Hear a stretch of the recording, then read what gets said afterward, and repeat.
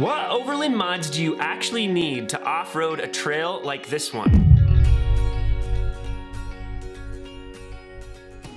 Okay, so about 2 weeks ago, I went with my family down to Moab. While we were there, we took this photo and we posted it on Instagram and Facebook. If you don't follow us on Instagram, you should check it out. We post a lot of additional content there. Anyhow, we had about 17,000 people somehow find that and start sharing it, and we got a lot of questions. The number one question that we actually got was, what do I need to do to my vehicle to be able to drive that trail or get to that spot? Okay, so this trail was called Top of the World. It's a very popular trail in Moab, Utah. And to answer your guys' question on, how can you do this, what mods do you need and everything to get to that spot, I think there's two things that you need to know. First and foremost, I want to talk to you guys about how trails are rated. So we're gonna quickly just run through a rating system and how you can do your own research and be able to get answers to these questions on your own. And then we're gonna jump into the mods that are necessary to do trails like this.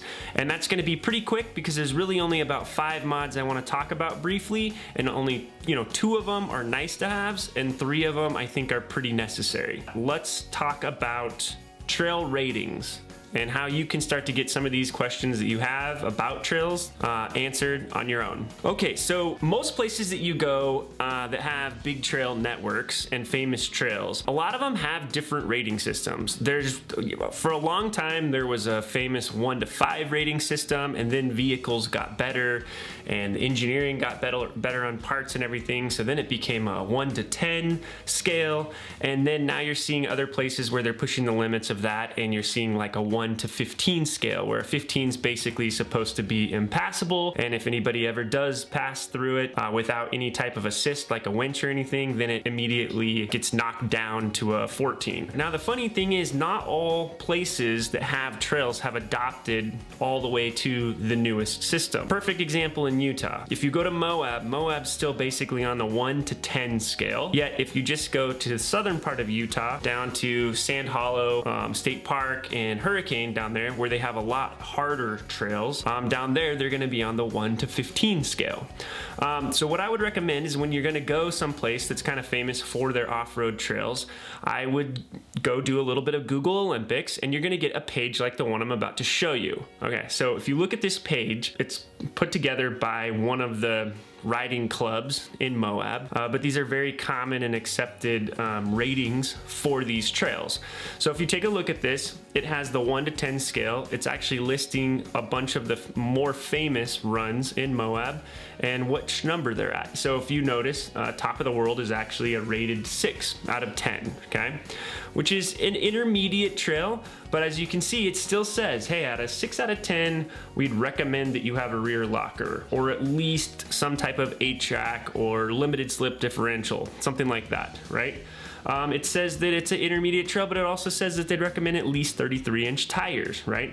And then if you read into it, it's telling you that you should be a pretty advanced driver, that you should be familiar with your vehicle and different things like that. So yeah, look for sites like this where it will break down all the trails. What are they rated? Why are they rated that way? You'll even notice on this site up at the top, there's another thing where it says trail description, and it'll give you a description and a walkthrough for each one of those trails. Okay, so now let's jump over to modifications. I want to talk about mods, and the deal here is, if you guys know anything about my channel, I am not about sitting here and just telling you you should kit out your truck and spend thousands of dollars, because the reality is a lot of us are on a budget, and if you can spend money on going on trips instead of buying mods that you maybe don't need, you should go on trips. In this case, I want to talk about baseline mods. When you're looking at the rating and they're telling you you need these things, like it's saying a rear locker is recommended for a 6. You don't need a rear locker. I've done that trail without lockers, no problem.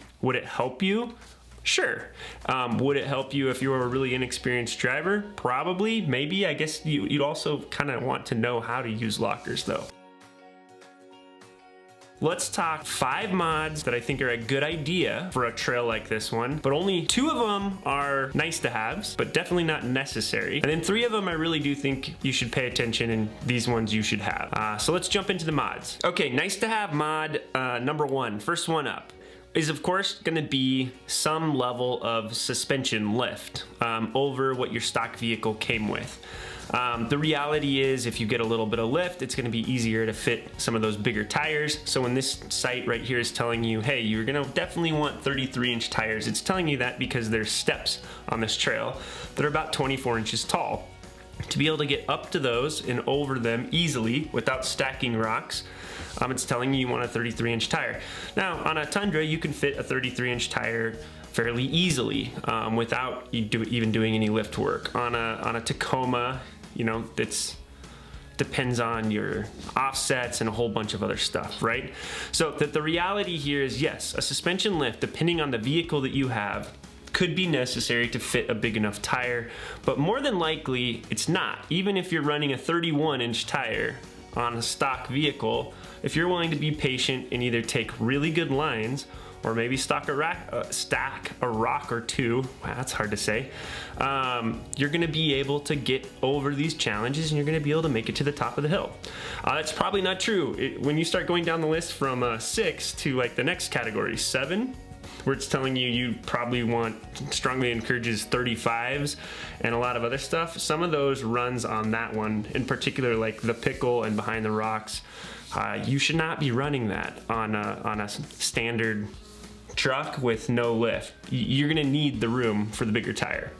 Okay, so suspension, good to have, not necessary though. You could do this in a stock vehicle with the largest tire that you can fit without a lift, okay? Okay, so nice to have number 2 is going to be a modified or aftermarket front bumper.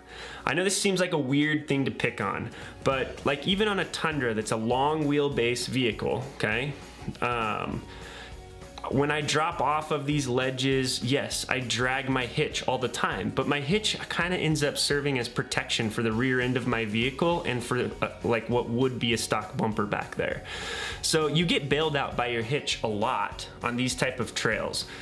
So you relatively can make it on the back with a stock bumper. On the front, however, your approach angles and trying to get up close enough to those ledges and being able to drive up on them and then sometimes dropping off of them the way that you do unevenly. A lot of these, like a Tacoma, a Tundra, and you can look into the other brands too with Fords, and a lot of the different vehicles out there are coming with these really bulky bumpers nowadays that have a lot of plastic and they hang down surprisingly low on the front of the vehicle. I do believe it's going to be pretty easy to damage those parts of the vehicle on a trail like this. I don't think it's 100% necessary to have the aftermarket bumper. Again, it's always going to be that thing of put out a good spotter, be patient, worst case scenario, stack some rocks, you're gonna make it to the top probably with your stock bumper, right? But a nice to have, if you've got a great aftermarket bumper that tucks nice and high, then you have no problems and you're not gonna have to hardly worry about anything. I pretty much never hit my front bumper on anything, and I don't even really probably do a good job of trying to take care of it. So yeah, an aftermarket bumper on the front, nice to have, but not necessary 100% on this level of trail, okay? Now let's jump into those must-haves. So must-have number 1 is going to be tires, and it's gonna be you need to put the largest size tire on your stock vehicle that you can possibly fit on that vehicle without any rubbing. Please listen to that fact. People go really big and then they go, well, it rubs a little bit, not a big deal. Well, sometimes when you get into that a lot of articulation, it rubs a lot more than you think, and it starts ripping fenders off and doing damage to your actual tire itself that you need to actually get you down the mountain, right? Largest size tire that you can fit in the vehicle without tire rub. If you're on a Tacoma and that's 31s for you or something like that, a similar size tire, that's okay. Take it slow, have a good spotter, have fun, right? So number 2, I know this thing seems funny because you could easily make it to the top of the mountain and back down and not need this, but this is maybe more of the Boy Scout in me. You need traction boards of some kind. So a trail like this in Moab, if you get stuck up there during a rainstorm or weather changes, lots of different things can happen, or you can just get high centered on something and you need to get that extra traction. I got high centered on a trail recently where I actually was high centered on my It was really close to being high centered on my gas tank in a bad way. So I really just didn't want to try to force it over. So I was able to take off my traction boards. I stacked 3 of them under one tire and then 1 under the other, and was able to pull forward. And as soon as I pulled forward, it instantly lifted it off the fuel tank, so I wasn't gonna have any issues, right? Now the thing about traction boards is everybody looks at Max Tracks or like Tread Pros. These things are like $250 a set. They can get really expensive. There are other brands out there like X-Bowl, for example. They cost like 60 bucks. I've tested several of the cheap brands and never had a problem. Performance-wise, they actually worked just as good as the expensive ones. The thing that I did notice is the cheaper that you tend to go, when you stack them on top of each other, they stack thicker. Whereas the really expensive ones somehow sit a lot snugger into each other. So for example, on my truck, I carry 4 traction boards. And I bolt them to the side of the truck, so I don't want them sticking out, you know, this far. So I actually have Tread Pros. They stack really, really thin, but they're pretty ridiculous in price, actually, honestly. When a X-Bowl pair is 60 bucks for 2 of them, and frankly works excellent. So whatever you can afford and whatever, you know, your gear issues are, on if stacking is a problem, yeah, maybe you do have to spring for the more expensive ones. But here's what I can tell you. If you don't have a winch on your vehicle and you go on something like this, I have actually never had to use my winch to get my vehicle unstuck. I've used my winch to get other people's vehicles unstuck many, many times. But I have always managed to get my vehicle unstuck with traction boards.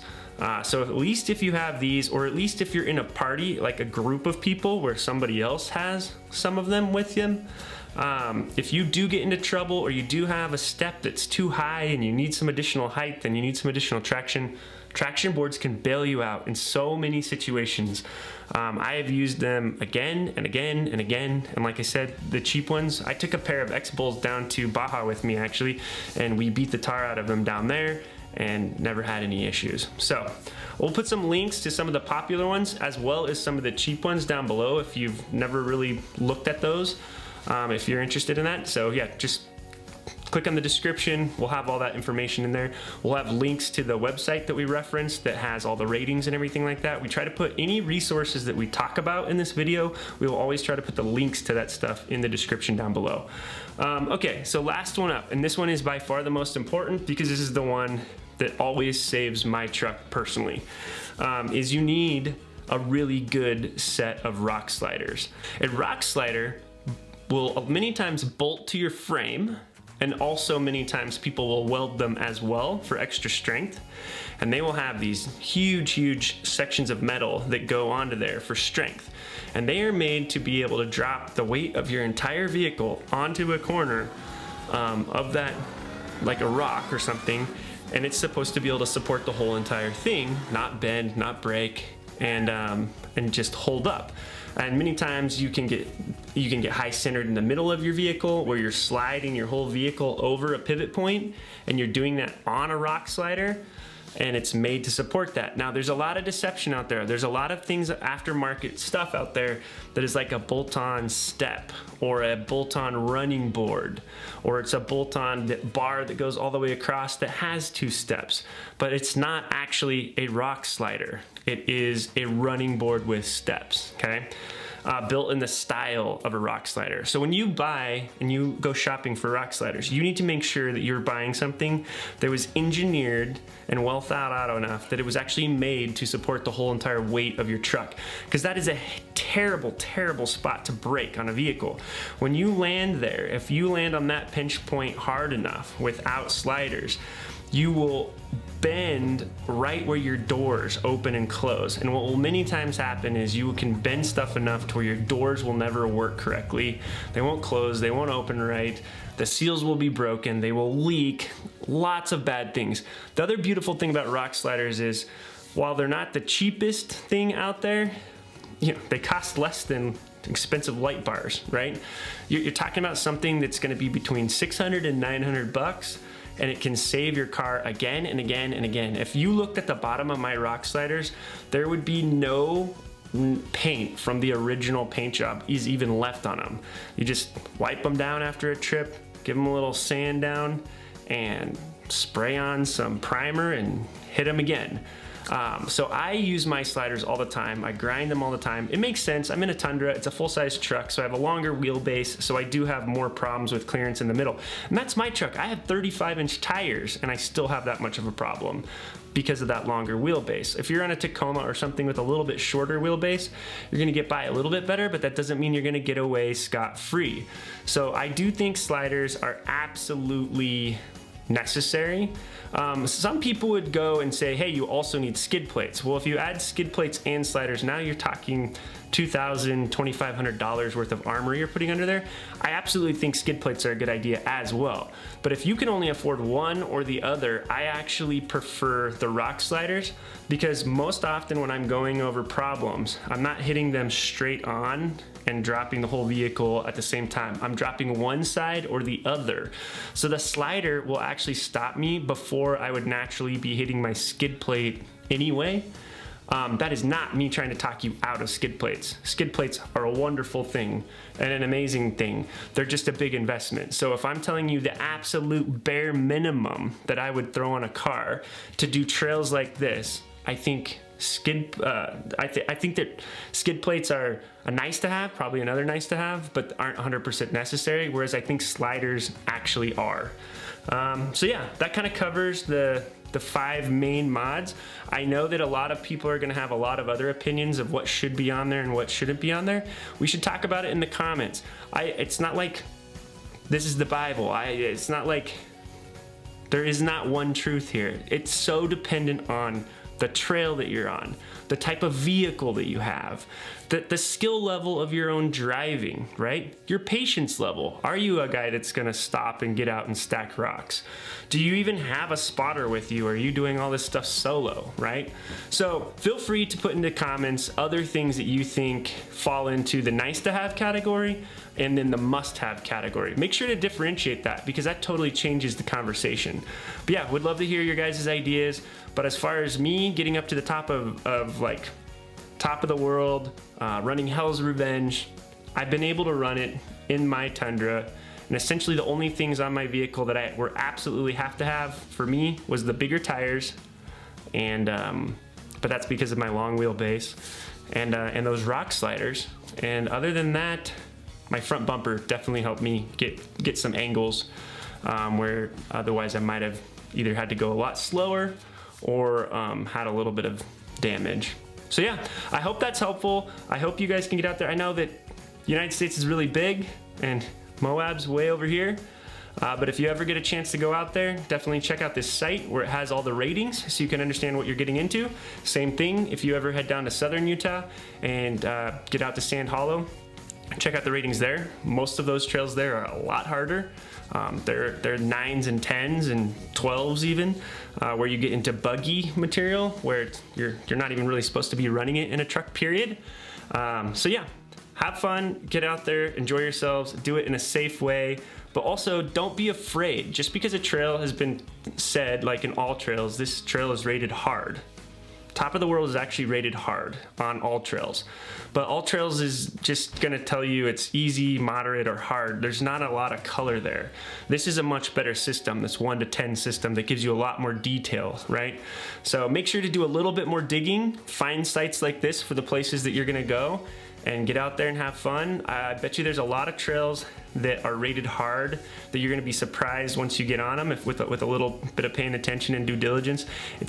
They're not as hard as you would think, and you can get to some really crazy spots. So anyhow, hope to see you guys out on the trail someday. Hope this was helpful.